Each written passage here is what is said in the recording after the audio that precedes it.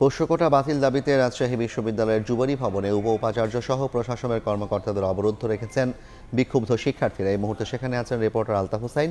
সরাসরি যাচ্ছি তার কাছে। আলতাফ, শিক্ষার্থীদের পোষ্য কোটা বাতিলের দাবিতে যে বিক্ষোভ এবং সেই বিক্ষোভের মুখে আমরা এখনও দেখছি রাজশাহী বিশ্ববিদ্যালয়ে উত্তপ্ত পরিস্থিতির সৃষ্টি হয়েছে।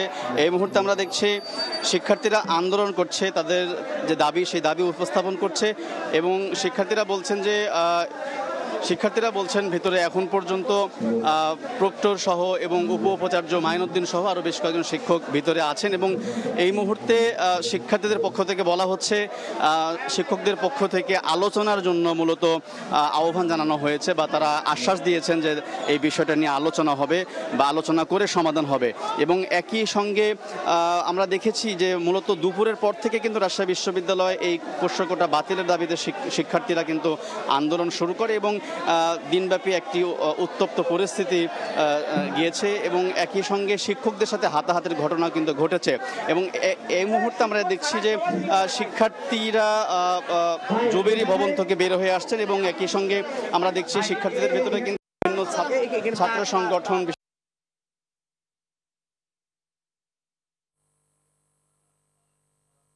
দেখছি শিক্ষার্থীদের সাথে শিক্ষকরাও কিন্তু এই মুহূর্তে বেরিয়ে আসছেন। বিশেষ করে আমরা দেখেছি যে দুপুরের পর থেকে যে শিক্ষকরা সে আলোচনায় সাড়া দিয়েছে, আলোচনায় বসার জন্য আমরা দেখছি শিক্ষার্থীদের সাথে শিক্ষকরাও কিন্তু এই মুহূর্তে বেরিয়ে আসছেন। বিশেষ করে আমরা দেখেছি যে দুপুরের পর থেকে যেসব শিক্ষকরা ভিতরে অবরুদ্ধ ছিল সেই শিক্ষকরা কিন্তু এই মুহূর্তে আমরা দেখছি যে তারা বেরিয়ে আসছেন এবং শিক্ষার্থীরাও তার সাথে আছেন এবং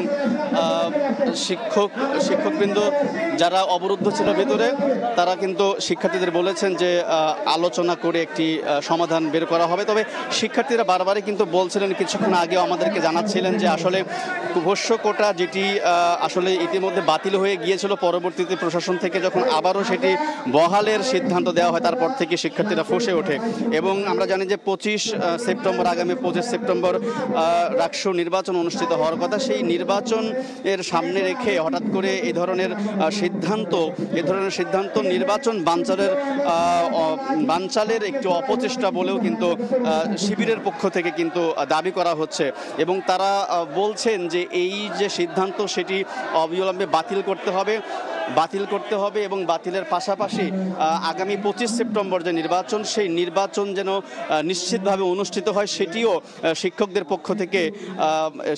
পক্ষ থেকে কিন্তু তারা বলছেন শিক্ষকদের পক্ষ থেকে নিশ্চিত করতে হবে যেন কোনোভাবে এই নির্বাচন বানচাল যেন তারা করতে না পারে। আমরা এই মুহূর্তে দেখছি যে আসলে তারা শিক্ষকরা শিক্ষার্থীদের সাথে কথা বলছে, এই মুহূর্তে আলোচনা করছে এবং আলোচনা করে আসলে কি সিদ্ধান্ত জানানো হবে সেটি পরবর্তীতে জানাবে। তবে এই মুহূর্তে এখানে আর লাইভ করতেও দেওয়া হচ্ছে না, পরবর্তীতে কি সিদ্ধান্ত সেটা আমাদেরকে জানানো হবে। এই ছিল রাজশাহী বিশ্ববিদ্যালয় থেকে সর্বশেষ খবর।